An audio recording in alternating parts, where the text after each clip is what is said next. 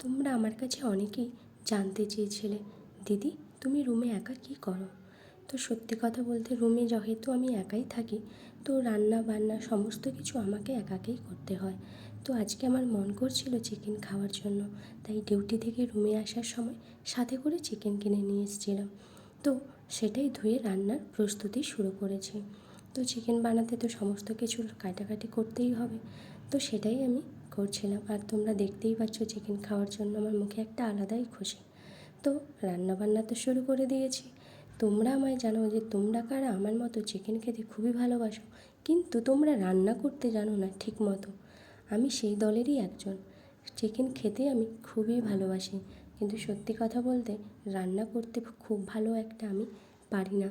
আর নিজের রান্নাও নিজের খেতে কখনো কখনো ভালো লাগে না, কিন্তু তাও খাওয়ার জন্য তো রান্না করতেই হবে। তাই আমি আমার সমস্ত শ্রম দিয়ে লেগে গেলাম চিকেন রান্না করতে। জানি না কেমন খেতে হবে, তবে শুরু করেছি রান্নার প্রসেস।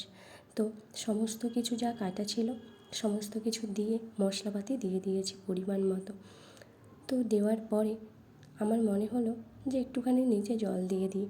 তো সেটাই মশলাপাতি দেওয়ার পরে কড়াতে একটুখানি জল দিয়ে সেটাকে সুন্দর করে নেড়ে নিলাম।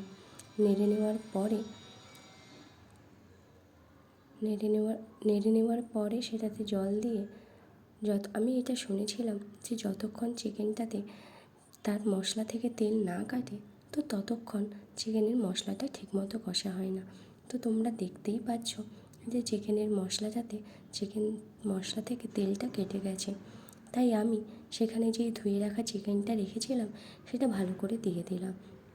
দিয়ে সুন্দর করে নেড়ে সেটার ভেতরে মশলা যাতে ঢুকে যায় তাই ভালোভাবে সুন্দর করে নেড়ে নিলাম। আমার মনে হলো একটুখানি তেল দেওয়ার দরকার আছে, নুন দেওয়ারও দরকার আছে, তাই দিয়ে সেটা সুন্দরভাবে ঢেকে দিলাম। সন্ধেবেলায় চা খেতে আমার খুব ইচ্ছে হলো, আর আমার কাছে এক প্যাকেট দুধ ছিল। তো আমি ভাবলাম দুধটা যখন আছেই, আর যেহেতু চিকেন হচ্ছে, তো সেই দুধটা দিয়ে চা বানিয়ে খাওয়াই যাক। তো তোমরা আমাকে জানিও তোমরা কারা আমার মতো চা খেতে অনেক ভালোবাসো। আর সত্যি কথা বলতে কি, চা প্রেমী মানুষরাই জানে তাদের চায়ের প্রতি কতটা ভালোবাসা থাকে। সন্ধেবেলায় শীতের সন্ধ্যায় যদি একটু এক কাপ গরম চায়ে যদি সন্ধেটা শুরু হয়, তার থেকে খুশি হয়তো আর কিছু হতে পারে না। তাই আমি লেগে গেলাম, চিকেন বানানো হচ্ছে একদিকে, আর একদিকে চা বসিয়ে সন্ধে যেহেতু হয়ে এসেছিলো, তাই আমি চুলটা ভালো করে আঁচড়ে ক্লিন করে তো বেঁধে নিলাম।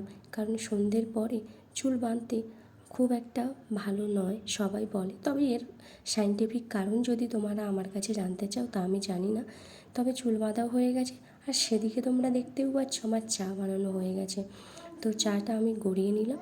গড়িয়ে নিলে একটুখানি চিকেনটা দেখে নিলাম, যেহেতু আমি এবার চা খেতে বসবো, তো চা খেতে বসে কোনো ডিস্টারবেন্স আমি পছন্দ করি না। তাই চাটা একবার দেখেই চিকেনটা, তারপরে আমি বসে গেলাম রাজার মতো বাবু হয়ে চা খেতে। কারণ চা খাওয়ার সময় আমি ডিস্টারবেন্স একদম পছন্দ করি না। চা খাওয়ার পরে গিয়ে দেখি চিকেন তো সিদ্ধ হয়ে গেছে। তো পরিমাণ মতো একটু হালকা জল দিয়ে কষিয়ে নিয়ে চিকেন রান্না আমার কমপ্লিট।